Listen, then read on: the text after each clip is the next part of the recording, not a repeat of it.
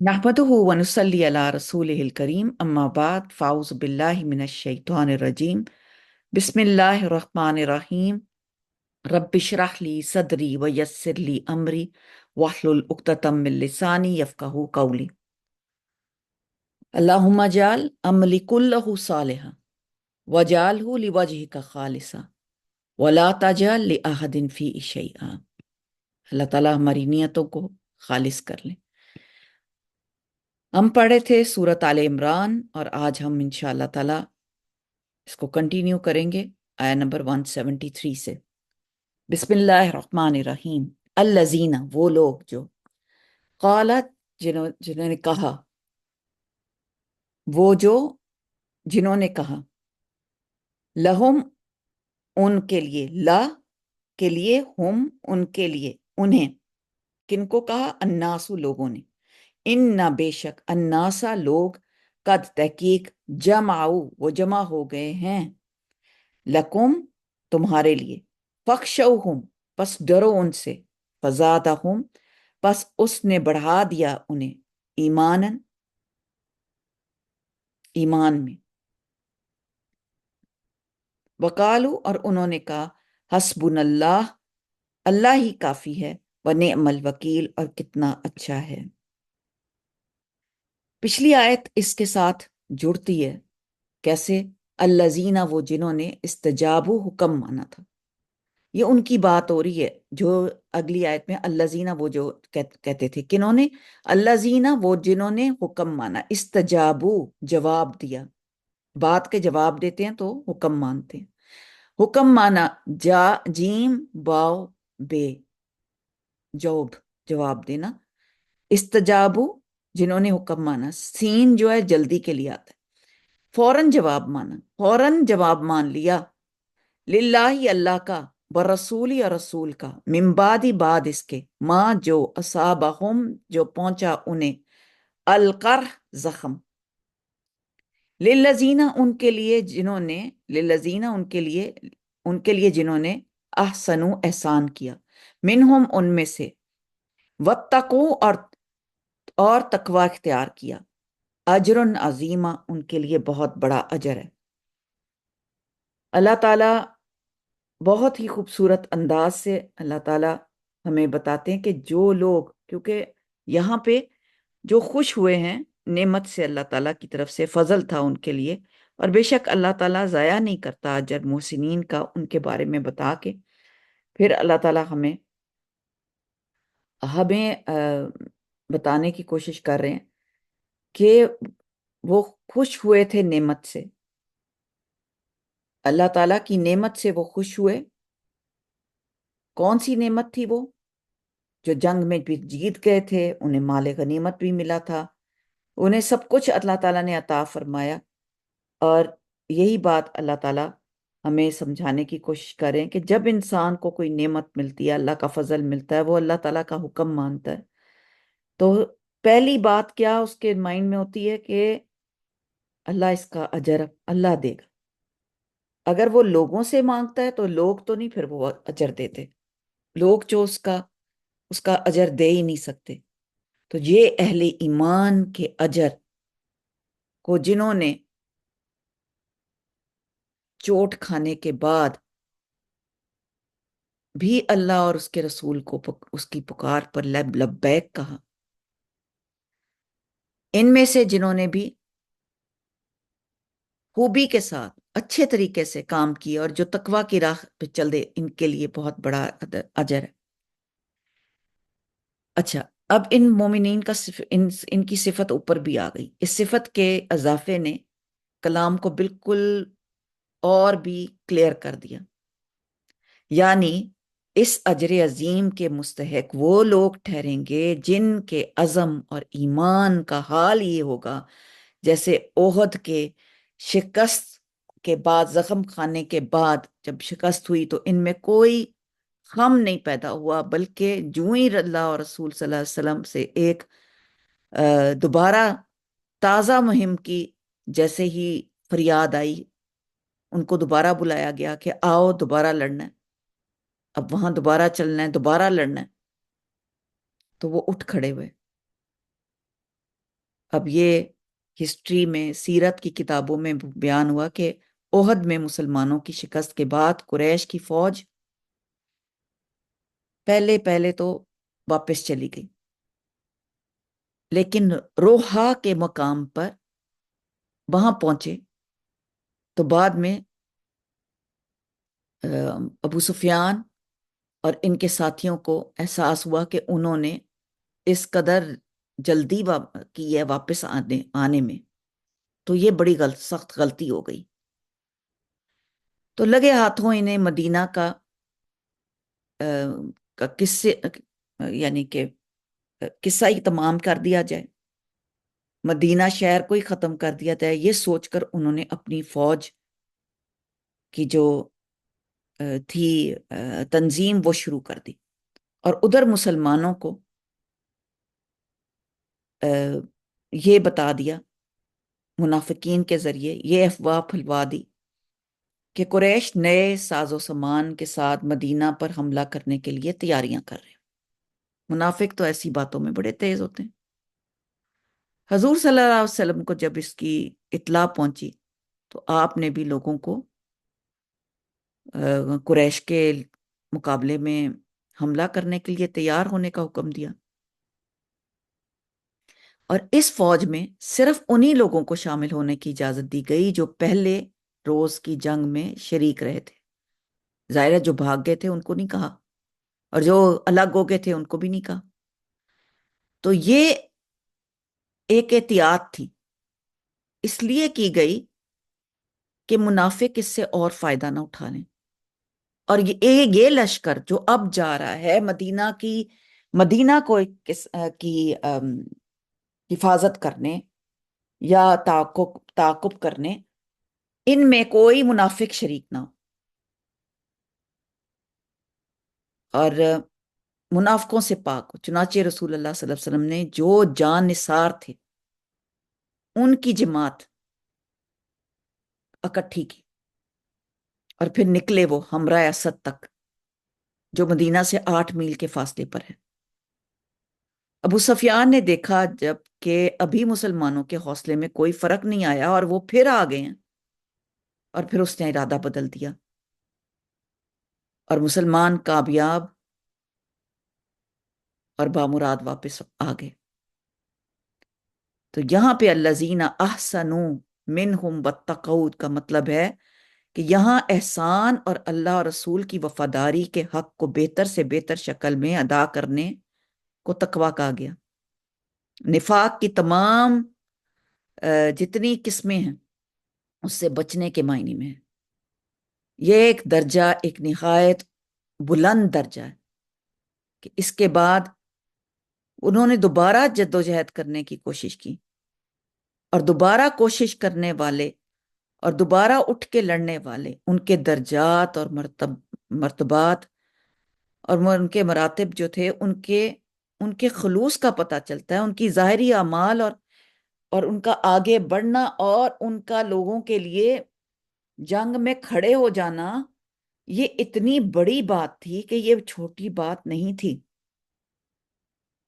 کیونکہ جنگ احد میں واپس تو وہی ہوئے تھے نا جو کہ منافق تھے۔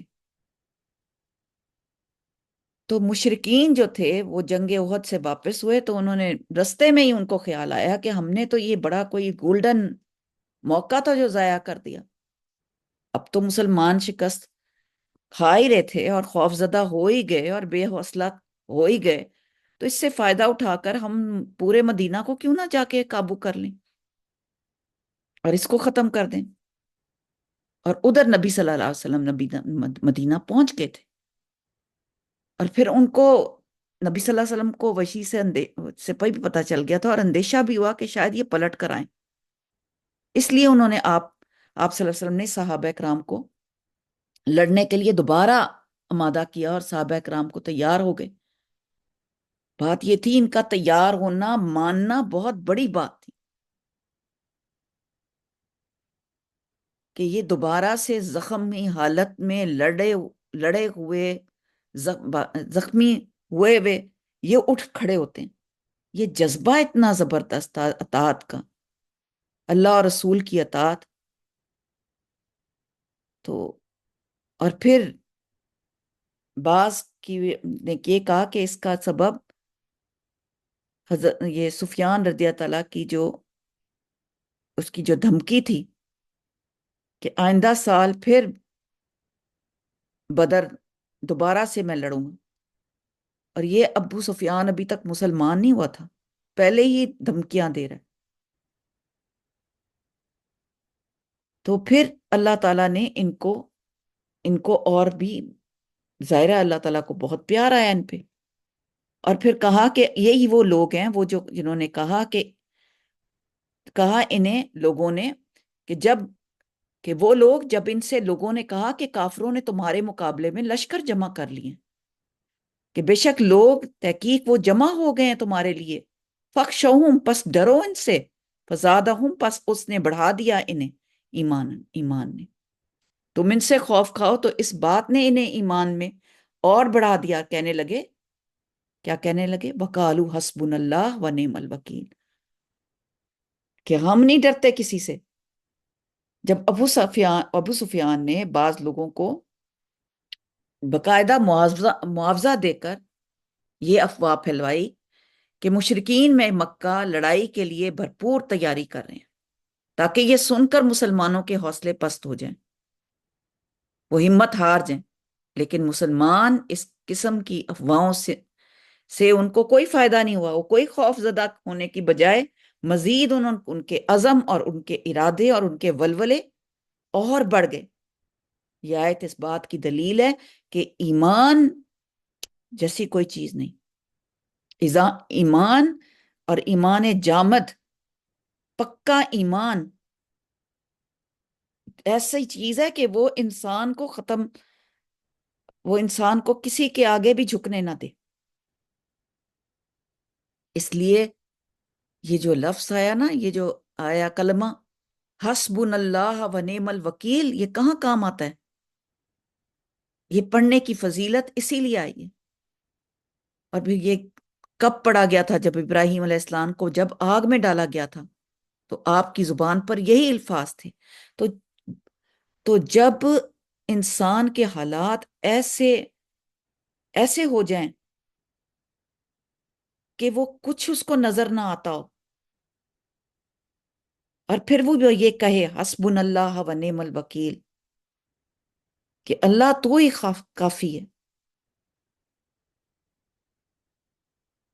تو پھر کیا ہوا؟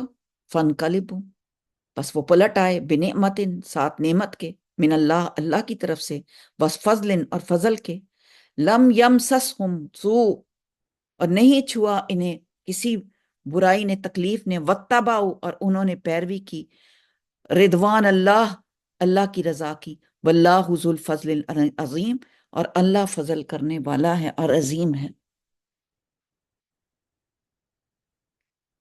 اور شیطان جو ہے، انما ذالکم الشیطان یخوف اولیاءہ فلا تخافوہم ولا خافونی ان کنتم مؤمنین. اور بے شک یہ شیطان ہے جو ڈراتا ہے اپنے دوستوں کو، تو نہ تم ڈرو ان سے، اور ڈرو مجھ سے اگر ہو تم ایمان لانے والے. کیا آیات ہیں! نتیجہ یہ ہوا کہ اللہ کی نعمت اور فضل کے ساتھ یہ لوٹے. نعمت سے مراد سلامتی، فضل سے مراد نفع. سلامتی اور نفع سے جو بدر صغریٰ تجارت کے ذریعے سے حاصل ہوئی، اور نبی صلی اللہ علیہ وسلم نے بدر صغریٰ میں ایک گزرنے والے قافلے سے سامان تجارت خرید کر فروخت کیا، جس سے نفع حاصل ہوا، اور آپ صلی اللہ علیہ وسلم مسلمانوں میں تقسیم کر دیا. مالی بھی نفع حاصل ہوا، اور جانی بھی، جانیں بھی بچ گئیں. حضرت عباس کی رضی اللہ تعالیٰ کی حدیث میں بھی یہ کلمہ آتا ہے، حسبنا اللہ و نعم الوکیل. فصیلت ثابت ہوتی ہے کہ کسی طرح ابراہیم علیہ السلام، نبی کریم صلی اللہ علیہ وسلم، اور صحابہ کرام صلی اللہ علیہ وسلم ہر قسم کی برائی سے محفوظ رہ کر اللہ کی نعمت اور فضل کے ساتھ واپس پلٹے. کہ یہ حسبنا اللہ و نعم الوکیل اتنا بڑا کلام ہے کہ جس نے ابراہیم کو علیہ السلام کو اور نبی کریم صلی اللہ علیہ وسلم کو اور صحابہ کرام کو ہر قسم کی برائی سے محفوظ رہ کر اللہ کی نعمت اور فضل کے ساتھ واپس لوٹا دیا۔ انہوں نے اللہ کی رضا کی پیروی کی، اس لیے ہر مصیبت کے وقت اسی وظیفے کے معنی کا خیال کر دل اور زبان کو ایک کر کے اس کی کثرت سے اس کو پڑھنا چاہیے، تو انسان ہر چیز سے بچ جاتا ہے، ہر معاملے سے بچ جاتا ہے۔ اور اسی طرح اللہ تعالیٰ پھر فرماتے ہیں یہ تو شیطان ہی ہے جو اپنے دوستوں سے ڈراتا ہے، تو تم ان سے مت ڈرو اور مجھ سے ڈرو اگر تم مومن ہو۔ وہ شخص جو یہ افواہیں پھیلا رہا تھا اسے شیطان فرمایا گیا، اسے شیطان بتایا گیا کہ یہ اپنے منافق دوستوں سے ڈرا رہا ہے۔ مسلمانوں کو چاہیے کہ اللہ کے سوا کسی کا ڈر دل میں نہ لائیں۔ حقیقی شیطان بھی اپنے جو انسانی دوست شیطانوں کے دلوں میں مسلمانوں کو خوف زدہ کرنے کے نئے نئے طریقے ڈالتے، اخبار ہیں، ریڈیو، انٹرنیٹ، ٹی وی، جھوٹ پھیلانے کے لیے، خوف زدہ کرنے کے لیے، یہ سب شیطان کے آلات ہیں۔ مومن کو ان کی خبروں سے ڈرنے کی بجائے صرف اللہ پر بھروسہ کرنا چاہیے۔ تو یہ تھی آج کی آیات۔ ایک اور آیت کر لیتے ہیں، وَلَا يَحْزُنْكَ، اور نہ غمگین کریں آپ کو، الَّذِينَ، وہ جو جلدی کرتے ہیں، يُسَارِعُونَ فِي الْكُفْرِ، کفر میں، انہم، بے شک وہ، لن، ہرگز نہیں، یضر، وہ نقصان دے سکتے، سارعون، سرع، سین رے عین، اور بے شک وہ ہرگز نہیں، یضر، وہ نقصان دے سکتے اللہ کو، شیئن، کچھ بھی، یرید اللہ، چاہتا ہے اللہ، اللہ کے نہ، یجعل، وہ رکھے، لہم، ان کے لیے، حظاً، کوئی حصہ، فی الآخرہ، آخرت میں، ولہم، عذاب علیم، اور ان کے لیے کوئی حصہ نہیں آخرت میں، ان کے لیے عذاب ہے عظیم، ان کے لیے بہت بڑا عذاب ہے۔ ظاہر ہے وہ لوگ، کیونکہ کافر اور منافق مختلف طریقوں سے رسول اللہ صلی اللہ علیہ وسلم کو تکلیف دیتے، ان کی مخالفت کرتے، جس سے وہ بہت غمزدہ ہو جاتے، رنجیدہ ہو جاتے، اور خاص طور پہ احد کے واقعے کو منافقین نے بہت ہوا دی، اور مسلمانوں کو اللہ کی کامیابی سے مایوس کرنے کی کوشش کی، تو اس پر یہ آیات نازل ہوئیں، اور آپ صلی اللہ علیہ وسلم کو تسلی دی گئی کہ اس قسم کی مخالفتوں سے کفار اسلام کو کوئی نقصان نہیں پہنچا سکتے، بلکہ اس قسم کا رویہ اختیار کر کے خود ہی آخرت کے حصے سے محروم رہتے ہیں۔ اور یہ آیت اتنی پاورفل ہے کہ سوچیں کہ کفر میں آگے بڑھنے والے لوگ آپ کو غمناک نہ کریں، یقین مانیے یہ اللہ تعالیٰ کا کچھ نہ بگاڑ سکیں گے، اللہ تعالیٰ کا ارادہ ہے کہ ان کے لیے آخرت کا کوئی حصہ نہ عطا کرے۔ نبی صلی اللہ علیہ وسلم کے اندر اس بات کی شدید خواہش تھی کہ سب لوگ مسلمان ہو جائیں، اس لیے ان کا انکار اور تکذیب سے آپ کو سخت تکلیف پہنچ دی۔ اللہ تعالیٰ نے آپ صلی اللہ علیہ وسلم کو تسلی دی کہ آپ صلی اللہ علیہ وسلم غمگین نہ ہو، یہ اللہ کا کچھ نہیں بگاڑ سکتے، اپنی آخرت برباد کر رہے ہیں۔ تو جو کچھ کرے گا وہ اپنے ہی لیے کرے گا، جو آج بوئے گا وہ کاٹے گا۔ ہمیں اللہ پہ توکل اور یقین کرنا چاہیے۔ شیطان آئے گا، ہمیں بھڑکائے گا، لیکن ہم اللہ تعالیٰ ہی سے خوف کریں، اللہ پہ توکل کریں، اللہ کی رضا کے لیے اللہ کا فضل چاہیں۔ بہت پیاری آیات تھیں۔ کوئی بات آپ کے مائنڈ میں آتی ہے تو آپ شیئر کر سکتے ہیں۔